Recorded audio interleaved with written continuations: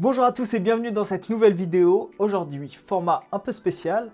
En effet, depuis quelques temps, j'essaye de créer une synergie entre ma chaîne YouTube, mon compte Instagram et désormais ma nouvelle chaîne Twitch. Ce type de vidéo sera en fait un live en direct sur ma chaîne Twitch dont je vais récupérer les meilleurs moments pour les publier ensuite sur ma chaîne YouTube.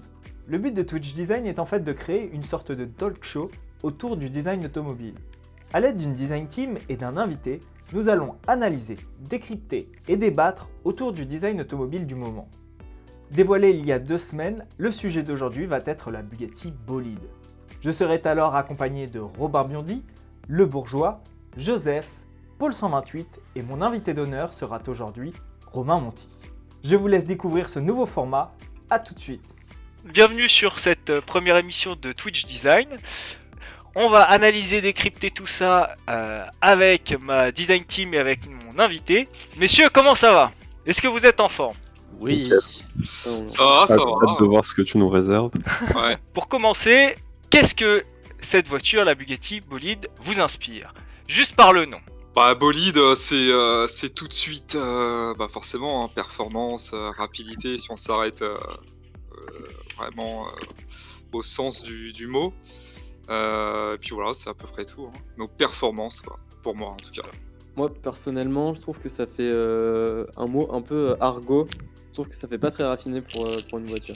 Moi, je trouve que ça fait très enfantin. Je trouve que Bugatti a un peu du mal avec les noms, si tu veux, entre Chiron et j'ai beau rendre hommage à Monsieur Chiron, c'est quand même pas la plus belle dénomination, surtout pour une voiture française. Et Bolide, c'est vrai que ça fait très majorette en fait, tu vois, un petit peu Hot Wheels, la Hot Wheels Bolide, quoi. Ça fait pas voiture qui vaut potentiellement plusieurs millions d'euros, quoi. Mais ça vend bien au niveau international, ça fait français, ça vend du rêve. Pour les gens qui ne comprennent pas le français, ça fait un peu. Ils ont toujours eu une histoire de prénoms, enfin de noms un peu limite. Genre la 110 c'est 110, donc techniquement ça vend bien. Et si on compare à d'autres marques italiennes, les noms n'ont jamais été révolutionnaires, quoi. Donc ça fait le job plus qu'autre chose. Il ne faut pas le voir en tant que francophone. Ok, et Robin, toi, qu'est-ce que t'en dis? Ouais, je suis partagé. C'est vrai que ça fait pas très sérieux comme nom. Enfin, surtout quand tu vois après la bête que c'est. Après, oui, ça évoque le côté sportif, mais c'est vrai qu'au final, comme disait Joseph, si tu le compares aux marques italiennes où t'as Super Veloce et Super Fast, on est dans le même délire. C'est juste que c'est français, donc nous on l'assimile directement à autre chose, quoi. Juste pour votre information, le nom Bolide, en fait, c'est ce que je vous disais, le nom d'une météorite. Et c'est pas la première fois dans l'histoire de Bugatti qu'on utilise le nom d'une météorite pour une voiture, puisque la première était en fait la Bugatti Aérolite en 1935, qui justement prenait le nom d'Aérolite, qui est une sorte de comète. Donc dans l'histoire, ce n'est pas la première fois que cela a lieu. Et cette voiture, elle a un petit côté aussi historique, car en fait, elle était faite avec un métal extraordinaire qui est l'électron, qui est un alliage de magnésium et d'aluminium, et qui a en fait la particularité qu'il était assez inflammable et explosif, ce qui ne permettait pas de faire des soudures entre les différents pans de carrosserie, et donc on riftait les pans de carrosserie. Et c'est un peu le concept qui a donné ensuite la Bugatti 57 Atlantique. C'est pour ça que vous avez dérivé sur cette voiture. Maintenant, vous avez toute l'histoire. Quelle beauté! Ouais. Merci Jérémy. On va passer maintenant au cœur du sujet, le style extérieur. Le style extérieur, Joseph, dis-nous-en un peu plus. Que penses-tu de l'allure globale de la voiture? Du coup, je trouve que c'est dommage qu'on ait perdu le grand C sur le côté. Qui est quand même un des gros éléments distinctifs des générales, mais on retient notamment les feux avant et les feux arrière, quoi. Donc à défaut d'avoir une surcharge d'éléments quelque part qui sont probablement fonctionnels, on a une sorte de signalétique reconnaissable et mémorable, quoi. Parce qu'en dehors de ça, on a du mal à retenir quoi que ce soit, en fait. C'est assez surchargé, quoi. Donc quand je la vois, ok, c'est une Bugatti. Je reconnais que c'est une Bugatti, notamment la face avant. Dans 10 ou 15 ans, peut-être, ce sera notamment la signalétique, quoi. Le reste, il se mêle à l'ingénierie. Et bon, là, on ne va pas remettre en question le but de l'existence de cette voiture-là. Mais bon, stylistiquement, c'est vrai que c'est chargé, on va dire. Alors je pense que quand même ça fait rêver parce que c'est une voiture de sport. Donc en général tout ce qui touche au sport auto, ça fait rêver quand on est passionné. Par contre, je suis assez d'accord avec Joseph quand il dit que c'est compliqué, on n'en retient pas grand-chose. Je trouve que, tu vois, pour le coup, l'arrière, je pense que c'est ce qu'il y a de plus simple sur la voiture et ce qu'il y a aussi de plus marquant par sa simplicité. Le X, c'est vrai qu'on pourrait se dire il sort de n'importe où. Apparemment, ils le justifient via leur je sais plus comment ils L'avion, appellent le ça. Bell X1, c'est ça? L'avion, ouais, exactement. Donc, ok, il y a une touche d'histoire, c'est sympa pour le justifier. Mais tu vois, je trouve que c'est le plus simple, c'est peut-être ce que tu retiens le plus. Et moi, c'est ma partie préférée sur l'extérieur de cette voiture. Parce que tout le reste est un peu torturé. Bah moi j'aime beaucoup la bolide, ça c'est clair globalement.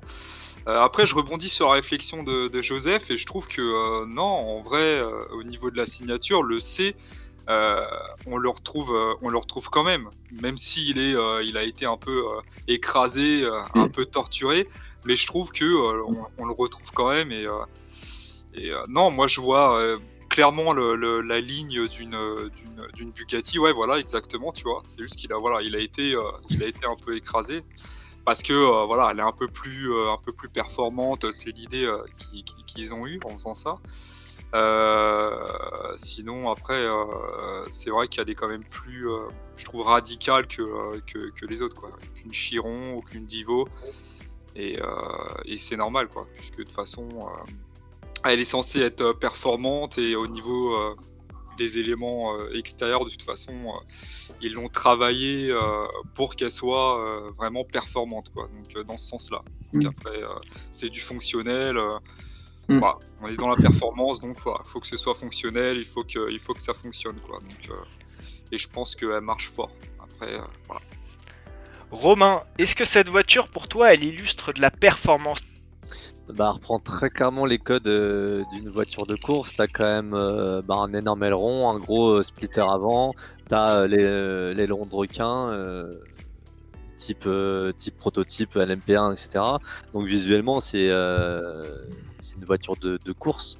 Effectivement elle est basée sur aucune réglementation, mais c'est ça qui est cool, c'est que du coup ils ont fait l'assemblage du design et de la fonction comme ils voulaient sans respecter aucun règlement. Donc en fait ils ont fait leur propre interprétation et moi d'un point de vue personnel je trouve que c'est vraiment très beau parce que tu as effectivement l'identité Bugatti qui est retranscrite avec un look à part même pour une voiture de course et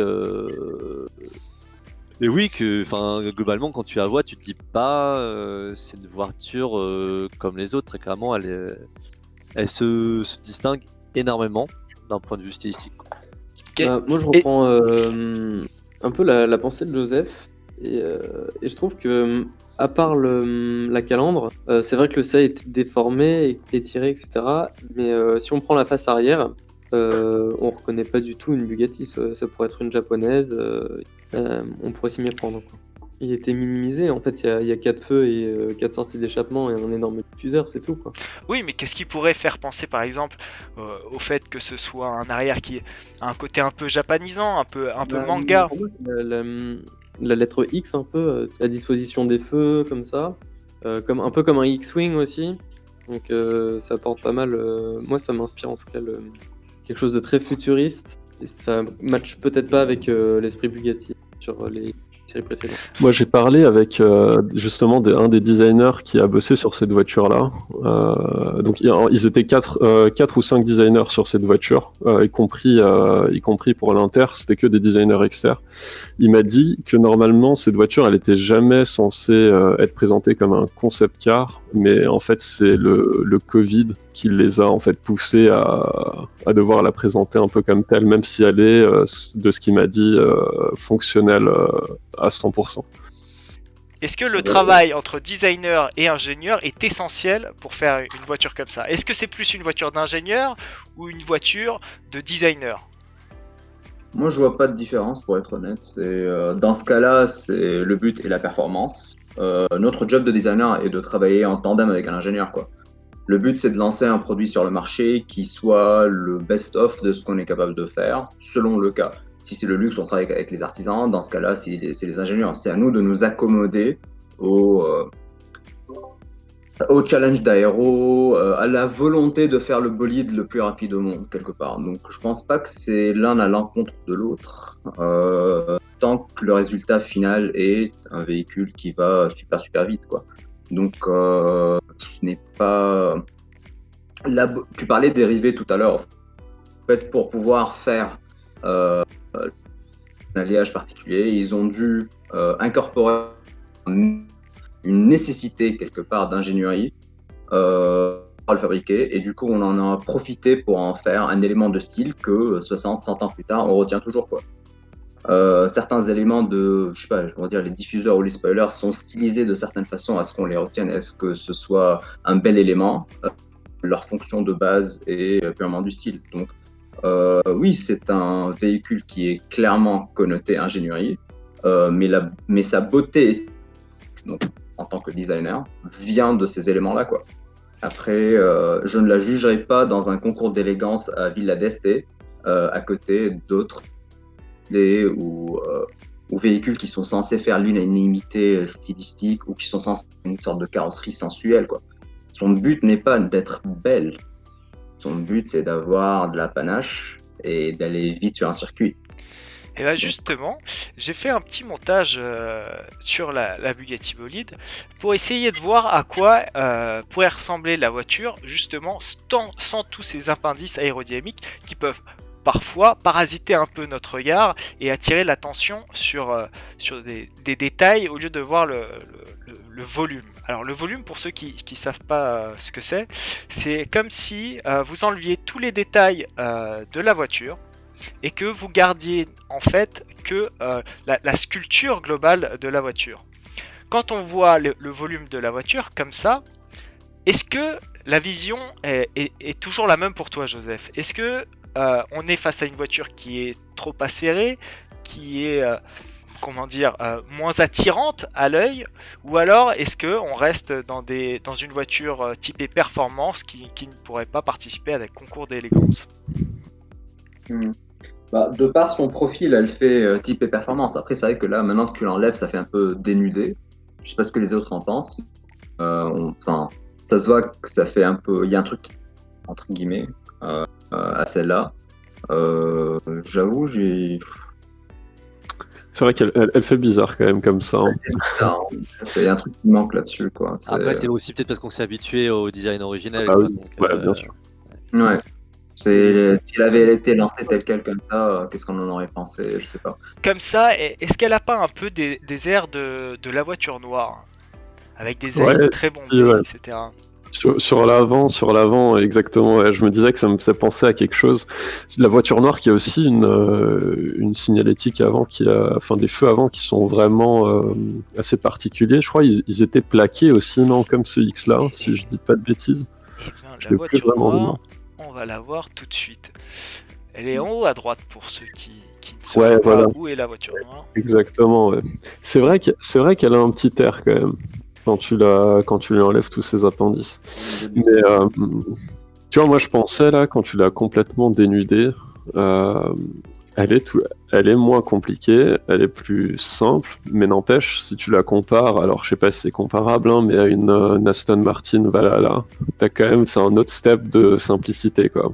Et moi, tu vois, la série qu'ils ont faite là, Valhalla, Valkyrie et c'est quoi, AMR Pro, enfin, moi qui aime les choses assez simples et pures, je trouve que c'est vraiment super simple, mais d'un autre côté, tu sens tout le côté sportif et radical, surtout quand tu vois l'arrière complètement évidé. Et au final, sur cette voiture-là, Bugatti, ils en sont pas loin, dans un autre style, mais ouais, ton arrière, c'est un gros diffuseur, quoi. Alors justement, moi je voulais revenir un peu sur l'arrière, parce que cette voiture, elle me fait penser, quand on la dénude comme ça de tous ses appendices, elle me fait beaucoup penser à une voiture des années 70, surtout l'arrière, la Porsche 917, comme ça, ces grosses roues, on expose les roues arrière, on met une surface juste sur le dessus, et on a un arrière qui est extrêmement impressionnant. Romain, est-ce que tu as un peu le même avis que moi, qu'il y a des airs de ressemblance dans l'esprit, pas dans la forme? Pas forcément, après c'est mon avis de non-designer, etc. Mais pour moi, les roues apparentes, ça fait juste penser de manière générale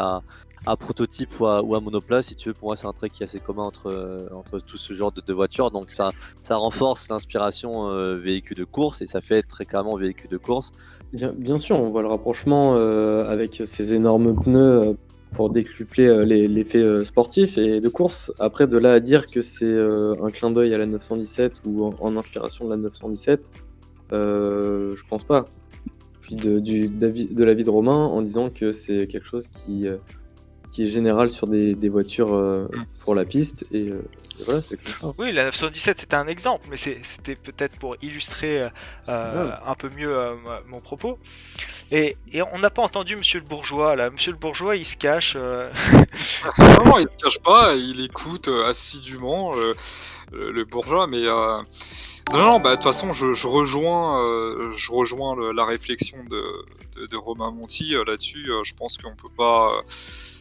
Alors oui, il y a un élément de comparaison par rapport aux pneus arrière apparents, mais oui, d'une manière générale, de toute façon, ça fait complètement sportif comme la Porsche, quoi. Mais je pense pas qu'ils se soient inspirés d'elle pour autant, même si tu disais que c'était juste un exemple comme ça pour illustrer, quoi. Vous, Paul 128, qu'est-ce que vous en pensez le fait d'avoir une Bugatti Family comme ça?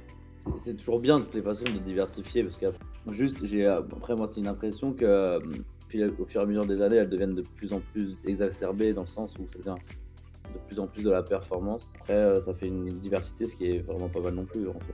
Moi je partage un peu cet avis-là, c'est que ça permet aussi aux designers de se lâcher un peu et d'avoir une diversité stylistique au sein d'une marque. C'est un peu comme si toutes les voitures étaient frères et sœurs, si on pouvait parler de lien avec la famille Bugatti.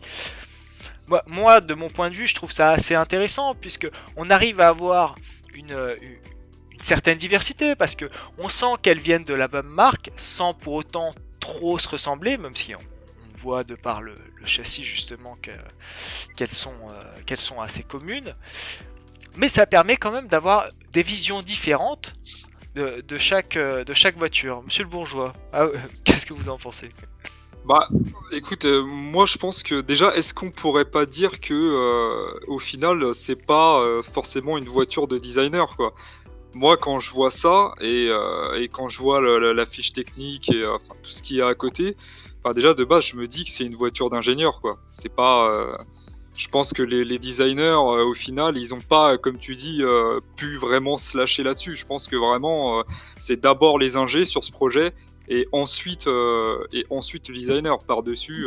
Voilà. Je sais pas ce que t'en penses, tu vois, mais moi j'ai l'impression qu'on se dirige de plus en plus là-dessus, quoi, sur de la performance dure et sur du travail d'ingé, quoi. Après. Alors justement, je vais rebondir là-dessus parce que j'ai découvert quelque chose en regardant la vidéo de Bugatti. Il y avait quelque chose qui m'a beaucoup intrigué au départ. Là je vais vous parler un peu technique, mais c'est aussi une façon d'illustrer comment la technique de l'ingénieur et la créativité du designer peuvent cohabiter. Donc vous avez cette voiture qui est un peu désossée et qui on le voit en fait possède deux entrées d'air qui sont derrière les roues. Donc je me suis demandé, mais ces entrées d'air, à quoi servent-elles? Est-ce qu'elles refroidissent l'habitacle ou servent-elles à refroidir le moteur, etc. Le moteur est à l'arrière. Donc j'ai suivi un peu le cheminement de cette prise d'air et puis j'ai découvert qu'elle passait à travers la porte. Donc après je me suis imaginé si la porte fermait, ce que ça donnerait, et je me suis rendu compte que cette entrée d'air donnait directement sur le radiateur arrière, un des radiateurs qui refroidissait le moteur. Sauf que ce radiateur est obstrué sur sa partie haute, donc cette prise d'air ne refroidit que la partie basse du radiateur. Pourquoi je vous dis ça? C'est parce qu'en fait, on se rend compte que finalement le design et l'ingénierie ont réussi à travailler ensemble pour justement avoir un refroidissement optimal tout en gardant une part de style. Et ça, on le remarque notamment quand on regarde par exemple la voiture concurrente de Lamborghini, où le radiateur n'est en fait qu'une seule prise d'air et pas deux. Et ça a un avantage sur la Bugatti au point de vue design, c'est que la prise d'air en haut sur la Bugatti ne prend finalement que très peu de place et laisse énormément de place au style sur la partie basse, puisque on a cette entrée d'air qui est à l'intérieur de la voiture.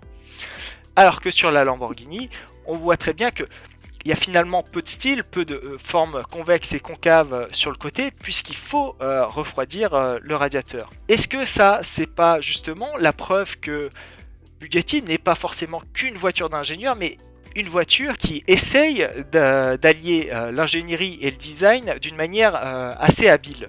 Mais est-ce que c'est pas tout simplement le design qui a conduit à ça, dans le sens où chez Lambo, les designers ils se sont dit on va la mettre bien en avant, et chez Bugatti ils se sont dit on va essayer de garder le C, d'avoir un truc plus raffiné de ce que font les autres, et du coup par le style, avec l'ingénierie, ils se sont dit on va trouver une solution, et puis ça a découlé de ça, quoi, tout simplement. Effectivement, c'est peut-être un parti pris, mais c'est ce qui donne par exemple aux autres concurrentes aussi différents styles. Par exemple, on voit que Ferrari Ils sont très proches de Lambo. sont plus proches de Lambo, effectivement, avec qu'une seule prise d'air. Au contraire d'Aston Martin qui va plutôt cacher ses prises d'air sous la surface du volume.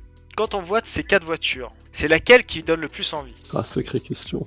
Ouais, là c'est compliqué, mais franchement, en plus mon raisonnement sera forcément biaisé pour ayant vu, alors je sais jamais le prononcer, mais la Lamborghini Essenza, c'est ça? Ouais, c'est ça. Ouais, pour l'avoir vu en vrai, elle est très très impressionnante. Franchement, elle m'a pas mal marqué. J'étais avec Robin Biondi et Batterme d'ailleurs. Et mais sinon, là comme ça, pareil, je suis pro Aston, mais non, franchement, en vrai, je dirais le bolide. Hein. Franchement, je dirais la bolide. Là comme ouais. ça, ouais, je dirais la bolide. Pour moi, c'est la plus aboutie, c'est la plus équilibrée, je trouve, entre performance et design. Et ouais, franchement, je dirais la bolide. Ouais. Techniquement, je pense que celle qui sera la plus intéressante, ce sera la Valkyrie, parce que c'est la plus légère. T'as un moteur V12 Atmo qui prend des tours à n'en plus finir, etc. Après, c'est vrai que là, juste en voyant les 4, celle qui me donne plus envie, bizarrement, alors que je suis pas forcément fan du modèle routier, c'est la FXXK, parce qu'au final, je trouve que c'est un juste compromis entre fluidité relative pour une FXX si tu veux, et sportivité, tu vois, genre c'est pas aussi simple dans le design que la Valkyrie, mais en même temps c'est pas autant torturé que la bolide ou que la Lamborghini. Au final, ça te donne un truc qui est un peu entre les deux, et tu sais, le côté aileron demi-aileron qui en fait est un aileron simple coupé, au final je trouve que ça fonctionne pas mal. Donc esthétiquement c'est la FXXK qui me plaît le plus. Je peux te poser une question, Romain? Oui. Toi qui es pilote, pour toi, laquelle des 4 te fait vraiment ressortir comme une voiture de sport, tu vois, de circuit? Laquelle a le plus cet esprit, ou dégage plus tu vois, ce truc de voiture de circuit, quoi? Juste comme ça, sans technique, sans rien, juste d'aspect. Est-ce que ça va être un truc vraiment compliqué comme la Bugatti ou la Lambo, ou est-ce que ça va être un truc beaucoup plus simple comme une Aston? Non, ça va être un truc hyper compliqué, parce que de toute façon, tu associes forcément le sport auto avec des appendices et des trucs de partout, tu vois, un énorme splitter, un énorme aileron arrière, un radiateur apparent, tout ça, ça fait typiquement partie des codes généraux dans le sport auto. Donc au final, les 2 voitures qui paraissent le plus être des voitures de course, ça reste la Lamborghini et la Bugatti. La Lamborghini davantage typée plus GT3 en catégorie, c'est quand même très similaire à une Super Trofeo, une GT3 dans le style, et la Bugatti bolide davantage typée prototype. Ouais, je pense aussi, je vais dire la Ferrari. Un double pour la Ferrari, donc on a 3 votes pour la Ferrari. Joseph? Un vote pour la bolide. Ferrari, pareil. Ferrari, C'est 4 Ferrari. La Une bolide. sensualité des lignes italiennes globalement, elle reste fidèle à elle-même en fait en tant qu'italienne, en tant que sensualité, et on arrive à intégrer les éléments mécaniques, on va dire, ou les contraintes mécaniques pour que ce soit assez secondaire à la lecture du volume principal, quoi. Donc, du coup, globalement, de loin, c'est celle qui est la plus pure, c'est celle qui est la plus facile à lire et éventuellement au long terme retenir. La Stone est un peu dénudée quelque part, et l'autre sont juste trop surchargé, quoi. Donc, Et donc Robin, toi, c'était quoi ton vote? Moi, c'est compliqué parce que alors j'ai eu la chance de voir en vrai la FXXK et la Lambo, qui sont toutes les deux très impressionnantes. Par contre, la Stun, j'aimerais bien voir ce que ça donne en vrai. Donc je pense que il y a une chance que si je la vois en vrai, je penche sur la Stun, mais comme ça, je dirais la Féfé aussi. Oh là là. Oh là là, mais ils sont où les patriotes là? Et toi, Cocorico les gars. je suis moitié italien, donc le côté patriote, il est... Alors que très clairement, la Oula, Ferrari est la moins rapide des 4. Hein. Enfin, très clairement, ce sera la moins performante. Hein. Attends, bah Termi, toi t'as pas voté? Ouais, hein ouais. Non mais vous savez que mon esprit il est biaisé. Lambo. Ah ouais, toi Lambeau, bah, trop Lambeau. Ouais. quelqu'un avait dit impressionnant, et je pense que c'est ça c'est un mot-clé, au fait. Les Lamborghini d'aujourd'hui ne sont pas censées être, enfin, ne sont pas belles, et leur job primordial ne sont pas d'être belles. Elles sont là pour être impressionnantes. C'est un peu comme un Monster Truck. Tu ne la juges pas du même critère que la simplicité d'une Ferrari Romain, on va dire, ou autre. Leur but, c'est d'en jeter, plus que d'être dans la simplicité. Donc le regard sur une Lamborghini et le regard sur une Ferrari un peu plus classique ne jouera pas sur les mêmes critères, en fait. Mais justement, est-ce que c'est pas justement quelque chose de bien que finalement Bugatti ait dévoilé ce concept, parce que ça permet d'amener aussi un peu de diversité sur ces hypercars de circuit, on va dire. Je tiens juste à préciser que dans le chat, apparemment, la Féfé penche aussi. Hein. Après, en vrai, tu mettais une petite Pagani Zonda R, le choix était plus compliqué aussi. Effectivement, Pagani Zonda R aussi. Mais d'ailleurs, Romain, toi qui es ancien pilote Lambo, est-ce que tu penses qu'un jour tu auras la chance de rouler ou pas avec ça? Je sais pas du tout. Je sais pas te dire, je sais pas du tout. La Féfé, tu l'as conduite ou pas? Non. Je pense que la SEC que j'aurais plus probablement pu conduire, c'est la Stun, parce qu'il y allait y avoir une version de route avec. Donc ça se trouve, on aurait super testé pour le magazine pour lequel je travaille. Mais je sais pas si elle va exister la Stun. Donc je sais pas. Après, je sais pas du tout si je vais avoir l'occasion de conduire une des 4 affichées. Donc maintenant, on va passer un peu sur l'intérieur. Bon, l'intérieur, il fait débat, hein. Ça c'est un sketch. Mais si je vous montre des photos de l'intérieur, alors il est extrêmement simple. Paul 128, est-ce qu'il est trop simple pour une Bugatti, mais est-ce qu'il est pas trop complexe non plus pour une voiture de course? J'ai l'impression qu'on va être partagé sur la question. Moi personnellement, c'est Louis qui parle. Moi personnellement, j'aime beaucoup. Il est simple, on chope les lignes directement. Il est efficace, il est moderne, mais en même temps, je pense qu'il va pas vieillir tant que ça. Les deux aérateurs comme ça, ça a l'air d'être détaillé en plus avec du carbone, des pièces en carbone partout. Les poignées de porte aussi, comme ça, j'aime beaucoup. Donc pour moi, c'est un grand oui. Après, Gabriel, je sais pas ce que tu en penses. En fait, il paraît chargé, mais je pense que c'est dû au choix des matériaux qui ont été aussi hyper importants de décider parce que du coup. Ah bon, on n'est pas si. Est-ce que justement l'intérieur d'une voiture de course, est-ce qu'il doit être travaillé comme peut l'être une voiture par exemple de route, ou alors est-ce qu'il doit vraiment rester sur l'essentiel et être vraiment purement ergonomique pour le pilote romain? Ah bah, je vais te répondre directement, purement ergonomique. Moi, les voitures dans lesquelles je me sens mieux, c'est quand tu comprends où se trouvent les boutons. Par exemple, j'ai roulé en Bentley Continental GT3 de course, hein, et à l'intérieur, elle est incompréhensible la voiture. Tu compares avec une Mercedes AMG GT3, là, elle est beaucoup mieux pensée. Et là, le fait qu'il n'y ait pas beaucoup de boutons, bah, ça fait qu'au moins, tu te poses pas un milliard de questions. Dis-toi qu'une voiture de course est quand même fait pour que quand tu roules à 280 km/h sur la boucle nord, sur la Nordschleife, de nuit avec du brouillard, de la pluie, t'aies le moins de questions à te poser. Donc si jamais t'as un intérieur qui est compliqué, bah déjà que en piste c'est compliqué, là ça devient vraiment complexe. Et alors petit nota bene, le volant c'est des récup parce que c'est un volant d'Audi R8 GT3 en fait. Et du coup, là, ton coude, il se prend pas la console centrale avec ça? Parce que l'éléphant dans la chambre, c'est cette console centrale énorme, en fait. Donc, Ouais, je suis d'accord avec toi. En vrai, faudrait revoir les images de l'essai d'Automoto, parce qu'il y avait les images on-board sur le circuit. Il faudrait voir comment le pilote peut bouger. Mais c'est vrai que là, à première vue, tu te dis quand même que quand tu as un virage à gauche, ton bras droit, tu le mets où, quoi. Alors cette console centrale, c'est dû à la transmission. J'ai vu la vidéo de Shmi qui est rentrée d'ailleurs dans cette bagnole-là, et justement. C'est dû à ça. Mais moi aussi, c'est un des trucs qui me gêne le plus. Hein. Visuellement, c'est fat, quoi. Tout est aérien, tout est léger. On regarde un peu ce qu'il y a au-dessus, enfin, là où il y a tous les boutons avec la console centrale, c'est censé être flottant et léger. Et puis, on a une grosse. Un mastodonte. Ouais, ils l'ont copié comme ça. Un diplodocus, j'ai entendu. C'est mal, quoi.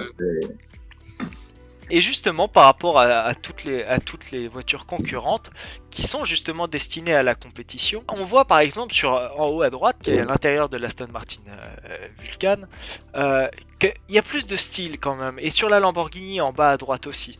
La partie droite, elle est plus, elle a donné peut-être plus de liberté au style. Et on le voit sur Lamborghini avec aussi l'incrustation d'un écran sur le volant. Alors que chez Ferrari, on est purement dans la course, purement dans l'ergonomie presque.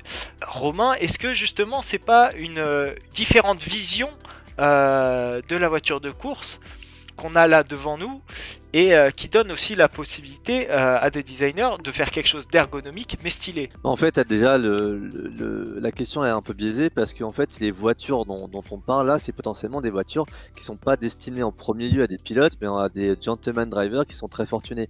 Et en fait, c'est pas des voitures qui sont engagées en catégorie GT3 ou LMP1 ou tout ce que tu veux. C'est des voitures qui sont faites pour être achetées par des milliardaires ou des multimillionnaires. Donc déjà, c'est un peu biaisé et forcément, tu as l'aspect esthétique et l'aspect qualité qui rentre en compte parce que le mec qui va lâcher entre 1 et on sait rien, 6 millions d'euros, il veut un truc qui a un peu de la gueule aussi à l'intérieur. Et c'est pour ça que quand je prends la photo d'intérieur de la Lamborghini, ça n'a rien à voir avec l'intérieur de la Lamborghini GT3 à laquelle on est habitué. Et là, tu vois très clairement que, par exemple, le choix de l'écran à l'intérieur du volant, ça, c'est un truc que tu vois mais très très rarement sur les voitures de course. Parce que mine de rien, moi, je l'ai eu sur l'Alpine GT4 que j'ai roulé. Quand t'es à Blanchimont, que tu tournes ton volant, que tu as ton écran qui est comme ça, et qu'en même temps il faut que tu dises la pression des pneus à ton ingénieur de course, bah tu vois, c'est un peu complexe, tu vois, là c'est pas hyper fonctionnel. Ça, c'est plus pour moi un truc hyper gadget en te disant on va te faire un volant de Formule 1, et ça c'est plus pour la qualité perçue du mec qui va mettre 3 millions d'euros dans l'achat de sa voiture, quoi. Et ça, c'est vrai que c'est très l'influence jeu vidéo, en fait, globalement, j'ai l'impression. Tu vois, c'est pour que ça fasse futuriste, entre guillemets, on fout les écrans. Donc, du coup, je sais pas si le pilote principal derrière, enfin, si la clientèle derrière, en fait, c'est un vrai pilote qui va l'utiliser comme elle est censée être utilisée, c'est-à-dire sur un circuit en mode compète, ou si c'est quelqu'un qui a de l'argent qui a envie de la montrer à ses copains. Donc, faut voir derrière l'équipe marketing qui s'est dit bon bah nos acheteurs sont telle et telle personne et ils ont envie de se la péter avec, peut-être plutôt que de la conduire de façon sérieuse comme Romain la conduirait par exemple. Je pense que si c'est plus travaillé et si c'est censé être un peu plus vu quelque part en dehors du cercle professionnel, c'est peut-être la raison pour laquelle il y a des gadgets. Mais est-ce que comme ça, les voitures, on peut quand même les exploiter ou non? C'est-à-dire avec des trucs, voilà, avec gadgets, c'est un peu marketing, machin. Est-ce que c'est quand même, au final, exploitable? Bah, en fait, tout dépend là, très, très clairement. Quand je vois pour moi, là, il y a quand même les deux qui me font marrer, c'est quand même les deux intérieurs des italiennes. Hein. Tu vois, quand même que le truc, c'est à l'italienne, qu'on t'a mis des couleurs partout et des boutons partout, et qu'on t'a dit, vas-y, parce que t'es dans une voiture de course, donc il faut des boutons partout et des couleurs partout. Mais en vrai, aussi bien au volant de la Ferrari que de la Lamborghini, là, je me mets derrière, je suis un peu perdu dans tout ce qui se passe, tu vois. Donc tu feras pas de chrono sérieux avec ça, quoi. Bah, tu peux, mais ça te demandera forcément plus d'adaptation. Enfin, tu seras moins Ouais. à l'aise. C'est-à-dire que nous, en tant que pilote, on a une capacité d'adaptation, donc tu te fais à tout ce qu'on te donne, si tu veux. Mais je t'avoue que tu me mets dans la voiture en bas à droite, t'as des molettes partout, t'as des boutons partout. Avant de comprendre comment ça fonctionne, le truc, tu te poses des questions. Tandis que si on te met sur un truc un peu plus simple et un peu plus ergonomique, t'imagines là sur ton volant avant de Lamborghini, avant de comprendre quelle touche fait quoi, il y en a partout quoi. Il y a des molettes, il y a même des molettes au-dessus des pouces en haut à gauche. On dirait un truc de jeu vidéo, vraiment. Hein. On dirait vraiment un écran de jeu vidéo. D'accord. Ouais. Ok. Et donc là, c'est vachement intéressant parce que justement, quand on regarde les 4 voitures, on pourrait trouver l'intérieur de la Bugatti très simple. Et puis finalement, de ton avis de pilote, Romain, c'est finalement celui qui serait le plus approprié justement à du circuit. C'est super intéressant justement d'avoir ce point de vue-là. Ouais, bah déjà sur la Ferrari, t'as un volant qui est énorme et qui va venir, mais ne serait-ce que la jante en haut, elle va venir pile poids dans ton champ de vision par rapport au dash et ça risque de t'embêter, d'où le fait qu'on a des volants qui sont ouverts dans des voitures de course. Et effectivement, de toute façon, le volant de la Bugatti, c'est le volant de la R8 LMS GT3 qui est hyper bien pensé. Tu as juste des touches qu'il te faut pour piloter ta voiture et comprendre et la régler de manière simple, quoi. Après, je pense que vraiment le truc de la Lamborghini, c'est je comprends même pas qu'on peut y avoir autant de. Même en course, t'as pas autant de réglages. Tu vois, j'ai l'impression que t'as limite la gestion de l'ABS, du traction control, de la map moteur, de la vitesse d'essuie-glace, de. Tu vois, genre, ça n'en finit pas le truc, quoi. Je pense qu'elle est pas censée être utilisée en mode sérieux circuit, mais plus à Dubaï pour le montrer à tes potes, quoi. Attends, mais pourtant, ils ont fait des tours avec ça, non? Elle peut rouler sur route ou pas, du coup, Non. la Lambo? Non, elle est pas homologuée. Ah, elle est pas Ces mal. 4 voitures sont faites exclusivement pour le circuit. Ouais, Jérém? Ouais. Ouais, non, je disais, vu que sur l'extérieur, on a perdu le fameux C de la Bugatti, moi, je sais pas vous, mais quand je l'ai pas vu dehors, je me suis dit, au moins, il sera dedans, quoi. Mais là, même ça, ils l'ont pas fait. Effectivement, à l'intérieur de la Bugatti Chiron, je sais pas si vous voyez, il y avait un espèce de grand C qui partait justement de la console centrale et qui remontait Ouais. jusque Couper là. la voiture en deux, ouais. à Exactement. l'intérieur. Ouais. Effectivement, c'est une belle remarque ça, puisque Et tu vois, c'était un beau détail. Ouais. en tant que designer inter, moi, c'est un des éléments forts de Bugatti. J'aurais essayé de le construire autour de ça, un maximum. Bon, après, c'est pas mais c'est pas un designer inter qui l'a fait, donc peut-être que ça justifie le pourquoi c'est comme ça. Mais en tout cas, j'étais très très surpris de pas le voir dedans, quoi. Parce que ça coûte pas grand chose et je pense que bon, tu le fais en fibre de carbone, c'est pas ça qui va te plomber ton temps, quoi. On va faire un petit vote de qui préfère laquelle. Ça se joue entre la Stone et la Bugatti et je dirais c'est compliqué, la Stone. Je crois. La Lambo était très impressionnante, c'est très architectural dedans, mais j'irais plus sur la Féfé. Je sais pas, moi, tu vois, qui a un regard extérieur à tout ça, je sais pas, j'ai l'impression, tu vois, t'es dans ton cocon, t'as tout autour de toi, et t'es immergé dans la course, quoi. Pour Monsieur le Bourgeois, laquelle? Ah, moi, je dirais la Stone. Hein. La Stone. Ah, oui, avec les Ah, ouais. Anglaises. Bah oui, Ah, bah ouais. lui, c'est un bourgeois, hein, je vous l'avais dit. Non, la Stone, clairement. Ouais. Et là, regardez, des petits boutons en aluminium, on voit tout le luxe Ouais. qu'il y a autour de cette voiture. Ça Ouais, ne c'est m'étonne fini, pas ouais. que Monsieur le Bourgeois ait choisi la Stone. À toi, Joseph, quel est ton avis? Il y a celle qui est en haut à droite, on est d'accord? En haut à droite, c'est ça. Ah ouais, c'est la Stone, pareil. Du coup, après les remarques de Romain, je me suis dit, ok, laquelle fait travailler mais pas surcharger, et c'est vrai que c'est la Stone, quoi. J'aime pas les détails de la Lambo, mais c'est vrai que si le but est de faire que du circuit, du coup, et de ne pas détraquer l'attention de la route, le compromis, on va dire, réussi entre un intérieur quand même bien travaillé, avec des petites touches artisanales, on va dire, parce que du coup c'est un truc de luxe, et assez sobre pour que ce soit fonctionnel, ce serait la Stone, je pense. Cœur balance pour la Bugatti. La Bugatti. Ouais. Intéressant. Et Gabriel? Moi, d'instinct, vu que c'est quand même une voiture quand même à la base de la course, je dirais la Ferrari parce qu'elle ressemble. Enfin, on est vraiment dans le truc course et on cherche pas à avoir le côté raffiné, même si par exemple Aston tend à l'avoir. Moi je me dirais la Ferrari parce qu'en but premier il est là et puis.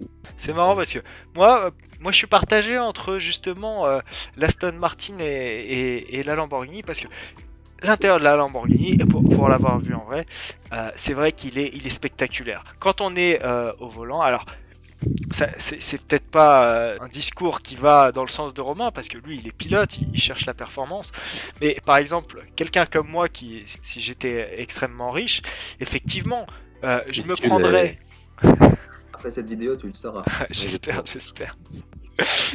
Non, mais c'est vrai que l'intérieur qui est assez spectaculaire de Lamborghini, effectivement, il peut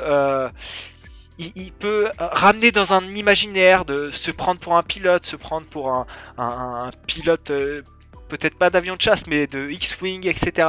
Il y a un côté un peu de rêve dans cet intérieur, avec cet écran, même si on n'y voit rien. Le but premier, c'est peut-être aussi de vendre le rêve de piloter une voiture exceptionnelle. Donc effectivement, je suis plus sur l'Aston Martin et la Lamborghini. Et je suis très partagé parce que les petits boutons en aluminium de l'Aston Martin, ça donne un petit côté artisanal qui est pas mal. C'est entre artisanat et le futur avec la Lamborghini. Je suis vraiment très partagé. Après, c'est vrai que sur la Lambo, il y a quand même. Je rejoins ton avis là-dessus. C'est que il y a un côté, je trouve, très science-fiction, tu vois. Genre vraiment, t'es dans la Batmobile, tu vois, t'as pris en chasse Bane, tu vois, et tu vas lui faire du sale, tu vois. Genre, il y a ce côté-là qui est cool dans la Lambo aussi à l'intérieur. Donc oui, c'est vrai que c'est très connoté marketing, machin. En général, les Batmobiles, c'est les Lambo, quoi. Genre, la Ventador, franchement, tu la mets noir mat, c'est une Batmobile. Donc il y a peut-être cette volonté-là de la part de Lamborghini aussi. Ouais, moi c'est vrai que je trouve ça cool aussi, quoi. Ce côté Bruce Wayne. Ça rejoint ce que j'ai dit tout à l'heure, c'est qu'en fait, c'est quand même des voitures qui font rêver, mine de rien, les Lamborghini. L'avantage d'une Lambo, c'est que tu demandes à un gosse de 5 ans aujourd'hui, s'il la voit sur la route, il est surexcité, quoi. Je vais vous demander d'attribuer des points sur différents critères à la Bugatti Bolide. On va revenir sur la Bugatti Bolide. Donc on a différents points. Donc l'émotion, l'allure, la singularité, la tendance, le détail, le prix. J'aimerais que chacun, vous me donniez une note à chacun des critères. Donc le but c'est pas de dénigrer ou critiquer certains points, d'avoir un élément de comparaison avec lequel on pourra mettre en lumière différentes voitures pour voir quels éléments sont des avantages et des inconvénients à chaque voiture. Sur le coup d'œil au premier regard, Romain, tu mettrais combien? La première fois que tu l'as vue, est-ce qu'elle t'a complètement exalté? 9. En vrai, j'ai kiffé, et surtout que c'est un truc extrême, on t'annonce des performances de malade mental, émotion au taquet, quoi, 9. Quoi. Robin. Moi, je mettrais 8. Monsieur le bourgeois. Ouais, je mettrais, pour être chiant, je mettrais 8,5. 8,5, ouais. C'est pas vrai. C'est pas vrai. Non, bah attends. Non, vas-y, 8,5. Ok. On s'adapte à monsieur le bourgeois, hein. Il est d'une société plus élevée que nous. Rien du tout. Joseph.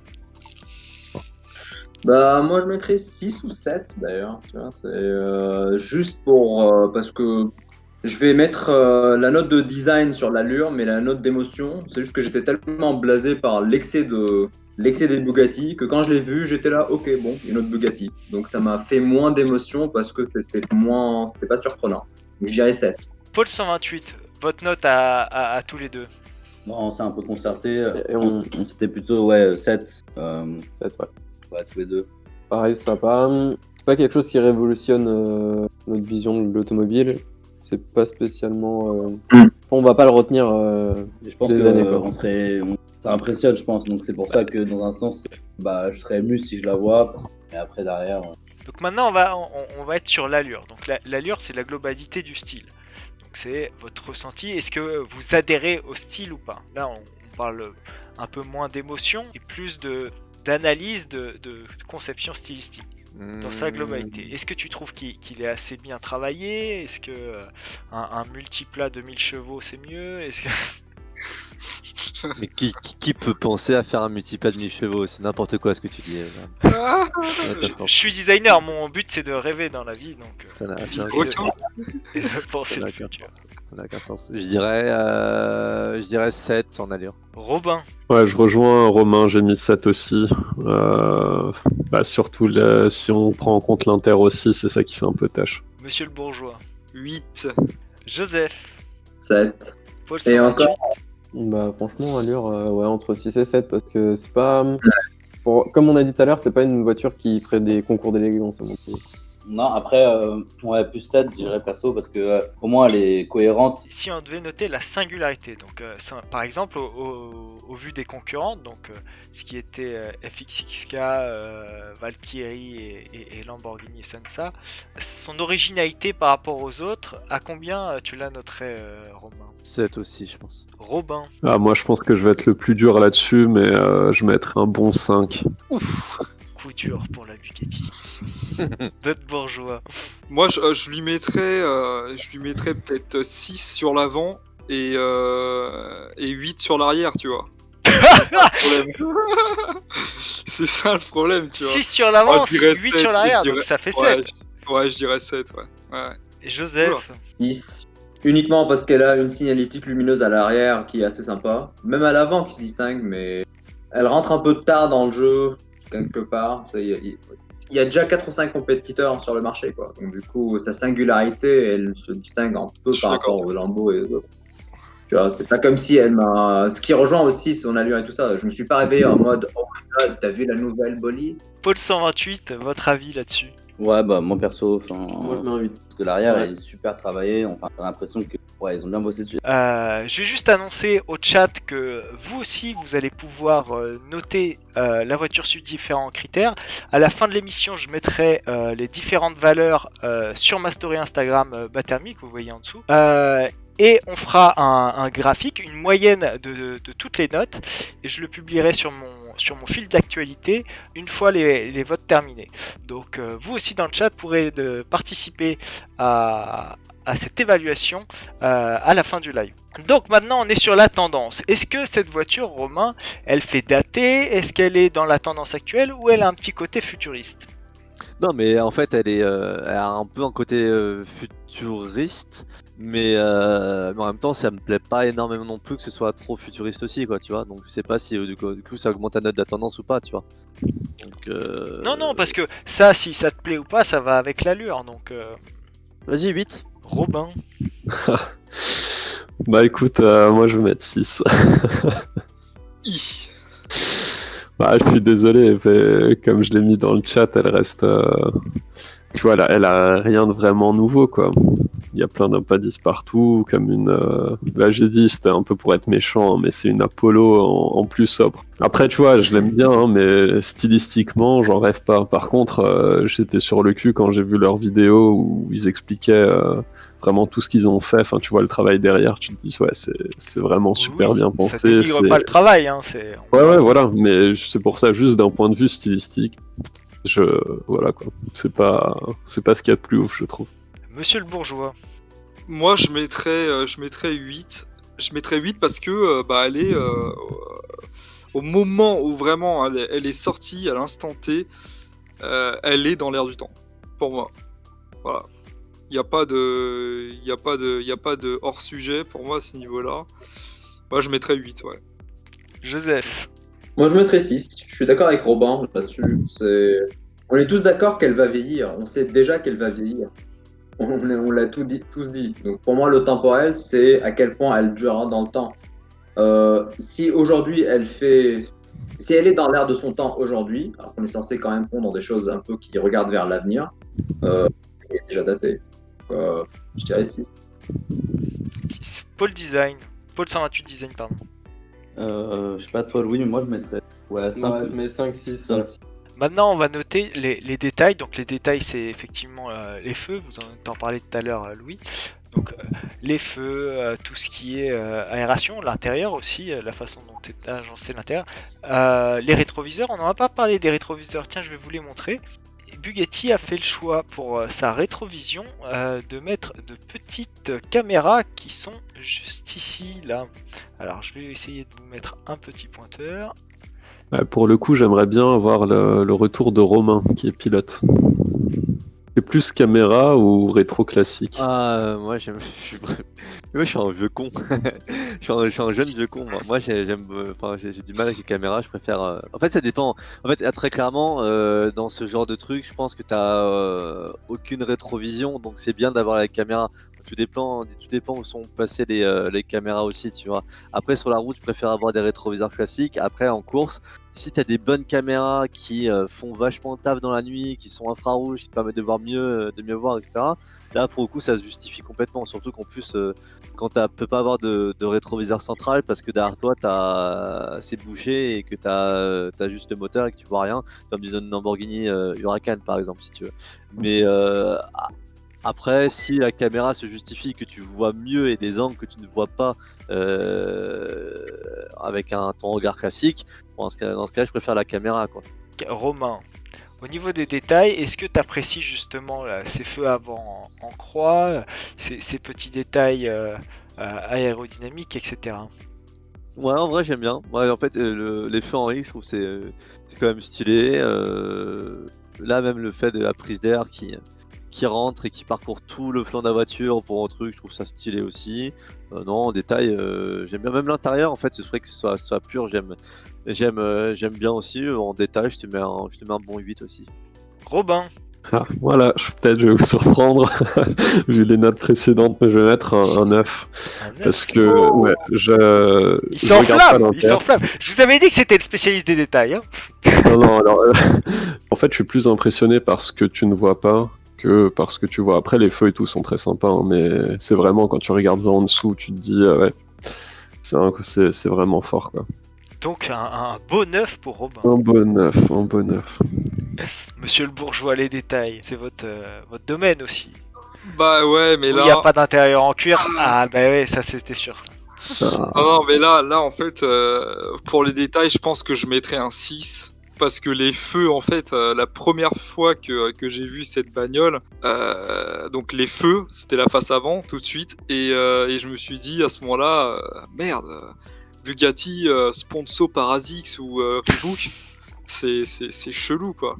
Donc du coup, ouais, au niveau des feux avant, moi ça m'a un peu calmé, quoi. Donc ouais, je mettrais un 6 juste pour ça. Joseph, tu mettrais combien toi? Moi je suis d'accord avec Robin là-dessus aussi. Je mettrais un 8. Juste notamment sur le côté intégration mécanique et style en même temps. Dans le sens où en gros, autant dans l'ensemble c'est surdétaillé, mais individuellement le détail sur le toit, les détails à l'arrière, les feux à l'arrière sont très très bien travaillés. Ils sont jolis indépendamment, quoi. Donc ça fait pas l'unanimité quand on assemble tout ensemble. Mais et je pense que les feux en X, je pense que ça devrait reprendre l'historique des courses où tu sais ils mettaient les petits autocollants en X sur les feux. Je pense qu'on le voit dans la voiture où il y avait le 810. Je vais vous la montrer tout de suite. Ouais, voilà, je pense qu'il y a un petit côté historique, donc j'apprécie ces petits clins d'œil en gros à leur passé ou au passé course en général de tout le monde. Mais c'est vrai que mécaniquement parlant, l'intégration des trucs que tu as expliqué tout à l'heure, tu sais, le refroidissement, donc comme quoi ils l'ont bien intégré, je pense qu'au niveau détail, ils se sont bien démerdés, quoi. Bon, le problème, c'est qu'il y a un peu trop de détails et que ça s'ajoute beaucoup trop ensemble, l'un par-dessus l'autre, et que des fois, ça... trop de design plus le design, quoi. Donc, mais dans le détail, elle est vachement sympa. Bah voilà, si tu regardes la voiture de droite, il y a un vrai X dessus et je pense que ça reprend un peu, ça fait hommage à l'historique. Donc ça, c'est très sympa, quoi. Paul 128, vous, qu'est-ce que vous pensez des détails? Moi je dis 8, toi tu dis quoi? Moi je dis ouais. Bon bah 7,5. On a un deuxième bourgeois là, c'est pas possible. Un deuxième chiant. Un deuxième chieur. On est deux, c'est bien partagé. Le prix, bah là on est sur un véhicule qui est à plus d'1 million d'euros. On peut... Ah oui, mais je pense que t'es au moins sur du 5-6 millions. Ouais, hein. mais à partir du moment où tu commences à mettre 1 million d'euros, tu as peut-être un petit peu en droit d'exiger Bah, je sais un pas, certain travail. les mecs qui ont mis 1 million d'euros dans une Senna, ils ont pas été très exigeants esthétiquement parlant là. Hein. Ah, putain, on va faire un débat sur la Senna la semaine prochaine, les gars. Je suis d'accord, ouais. Donc au niveau prix, est-ce que tu penses que je ne sais pas combien va valoir cette voiture, peut-être 3 voire plus millions Attends, d'euros. ça vaut combien c'est quoi la nouvelle de Bugatti, la Divo, La- ça vaut combien? 5 millions, j'ai regardé. Ouais. 5 millions. En vrai, J'achète. non, mais ça m'étonnerait qu'elle soit moins chère que la Divo, tu vois, très clairement. Donc je pense qu'on peut vraiment taper sur du, si elle est produite, sur du 5-6 millions, mais easy, quoi, tu vois. Enfin, je trouve ça trop cher pour que ça reste une voiture, tu vois, genre tu peux pas décemment vendre. Tu peux vendre une œuvre d'art à ce prix-là, mais une œuvre d'art, ça se fait dans la durée, tu vois. Je voudrais juste t'arrêter un peu parce que dans le chat, effectivement, on a notifié que tu allais prendre ton McDrive en McLaren Senna. Est-ce que justement ton discours est pas en décalage avec ce que tu vis tous les jours? Alors oui, effectivement, c'était ma McLaren Senna et comme je l'ai expliqué dans ma vidéo YouTube, bien évidemment, c'est mon quotidien. C'est mon quotidien que d'aller en McDrive en McLaren Senna. Une vidéo que vous pouvez regarder si vous connaissez pas Romain Monti, allez regarder ses vidéos. Et c'est notamment sa dernière vidéo où il va au McDo en McLaren Senna. Comme tout le monde. Est-ce que ce serait pas lui le bourgeois finalement? Ne serait-ce que dans les commentaires de la vidéo, franchement, ça vaut le coup d'aller, si vous voulez aller voir. Je pense que je vais aller voir, ouais. Si tu prends l'objet en tant que tel et dont il sera capable, tu te diras, il n'y a pas de logique. Après, honnêtement, si la voiture est capable de réaliser les performances qu'elle annonce, dans ce cas-là, tu peux te dire quand même le truc, c'est un objet exceptionnel qui, quelque part, méritera une partie de son tarif. Je sais pas, un hypothétique 7 et un réaliste 3. Waouh. Bah ouais. Après non, les mais 8,5 maintenant il y a 4 assume notes. ta position. Si tu dis 3, c'est 3. Et je comprendrais. Ah oui, non mais c'est 3 du coup, c'est 3. Là, dans l'état voilà. actuel des choses, c'est 3 quoi. Ok. Mais en même temps, c'est très compliqué à dire, on connaît pas le prix et on connaît pas les Effectivement, performances c'est très de la voiture. subjectif. Donc, C'est très subjectif. Monsieur Robin. Je suis assez d'accord avec Romain. Moi, je me demandais, est-ce que elle pourrait pas potentiellement avoir le prix de la Duvo ou peut-être moins cher, mais dans ce cas-là, tu aurais accès à la voiture que sur demande et sur circuit. C'est-à-dire que la voiture, tu la payes, mais tu la possèdes pas vraiment. Ouais, mais t'inquiète pas, c'est ce qu'a fait Ferrari avec Exactement, FXX, etc. Et en fait, Exactement. oui, mais au final, la voiture a été vendue, je crois, 1 fois et demie ou 2 fois le prix de la FXX traditionnelle. Donc, même si tu la roules 10 fois dans l'année, ça se mérite quoi. Ouais, je sais pas, moi je mettrais un 4 parce que je sais pas combien d'exemplaires elle va être faite, ni est-ce que tu vas vraiment la voir ou pas quoi. Alors, monsieur le bourgeois, vous avez pas problème de prix. Normalement, elle devrait vous satisfaire. Ah ouais, attendez, justement, je suis près de mes sous. non, moi je mettrais un 4 aussi. Je rejoins Robin Biondi. Là-dessus, ouais, je mettrais un 4. Ouais. Parce que je trouve que c'est. On l'avait parlé en plus, je trouve que c'est un peu trop pour ce que c'est. Si c'est un 5 millions, machin, ah non. Là, franchement, je trouve que c'est un peu trop 5 millions pour ce que c'est, quoi. Genre, on va dire que je mets, allez, peut-être 800 000, 700 000 euros dedans. Un malade. Non, mais voilà, 4. Ouais. 4. C'est mon Joseph, dernier mot. est-ce que t'as assez de sous pour te la prendre? Non, pas vraiment. Il l'avait. Mais je dirais 5 vu qu'on connaît pas les prix, donc moitié-moitié quoi. Ouais, mais venant de la part d'un Bugatti, ça m'étonnerait pas qu'ils affichent la bagnole à 12 millions, tu vois. C'est sûr. Genre un gros 12 millions là, comme ça, bam, ça tombe sur le coin de la tronche, quoi. Après, Sur le coin de la en tronche. vrai, je suis même pas persuadé qu'ils annoncent un jour un prix. Ça se trouve que je pense que les potentiels acheteurs, et ils ont déjà parmi leur clientèle ceux qui doivent négocier en off pour savoir, bon les gars, on peut vous faire ça, combien vous êtes prêts à mettre. Je pense qu'en fait c'est à peu près ça la valeur de la voiture en fait. Paul 128 pour vous. Est-ce qu'elle est trop chère par rapport à son style? Bah, par rapport au style, Moi, je lui mets un 3. ça dépend ce qu'on en fait en fait. Louis il met 3 de ça. Ouais, mais là, on parle de prix slash design, tu vois. C'est même pas mécanique, c'est juste. Pareil, c'est des légendes. Ouais, non, mais c'est le prix qui englobe, c'est pour ça que c'est en dernier point, c'est le prix qui englobe tout. Détails, tendances, singularité, allure, émotion, enfin, le tout, quoi. 4, allez. 3,5 du coup. D'autres choses à ajouter, messieurs? Petite question pour Romain. Quelle est la voiture la plus sensationnelle que t'aies conduite? De route ou de circuit? De route. Bah de route, de route c'est la voiture de circuit, c'est assez en fait. La plus proche de la voiture de circuit, je pense la plus sensationnelle ça va être ça. Après sinon Huracan Performante. Huracan Performante versus Aventador, tu prends quoi?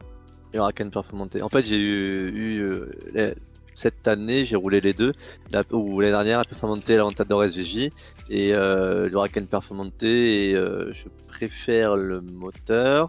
Le châssis est meilleur et elle est plus légère et la boîte est mieux, donc la Performante est mieux sur tous les plans, quoi. Après l'Aventador SVJ c'est le look de Batmobile, on a parlé. Ne serait-ce qu'au changement de rapport, si tu veux, l'Aventador SVJ elle doit se faire des boîtes graves, quoi. Donc déjà, merci à tous les gens qui ont suivi le live jusqu'à la fin, et puis même ceux qui sont partis entre temps. À tous ceux qui ont publié et écrit des petits messages dans le chat, même si on les a pas forcément notifiés, moi j'en ai regardé quand même pas mal défiler. Merci à tous mes invités ce soir, effectivement c'était Merci. vraiment trop Merci à cool toi, c'était cool, de parler de tout ça. Bon, c'était une première, donc il y a évidemment plein de petites choses qui sont perfectibles et à améliorer, mais j'ai été ravi de vous accueillir là-dessus, et puis pourquoi pas une prochaine. Bah termine, oublie pas le mot de la fin. Tu sais de quoi je veux parler? Non. C'est sûr que c'est terrible. Vive la République Ah oui, et vive la marque. et vive la marque. Allez, Pour ceux qui ciao. ont la ref. Salut. Salut les tout gars. le monde. Ciao. C'est cool, Ciao. ciao. Comme vous avez pu le voir en fin de vidéo, grâce à notre hexagone, vous allez pouvoir vous aussi participer à la notation de ces voitures. Pour ça, rien de plus simple, abonnez-vous à mon compte Instagram et suivez mon actualité. À la fin du live Twitch, je publierai en story les différents critères que vous pourrez noter. À la publication du best-of du live sur ma chaîne YouTube, je publierai en fil d'actualité Instagram également le graphique représentatif de vos notes. Si cette vidéo vous a plu, n'hésitez pas à mettre un petit pouce, un commentaire, et on se retrouve dans la prochaine vidéo. Ciao!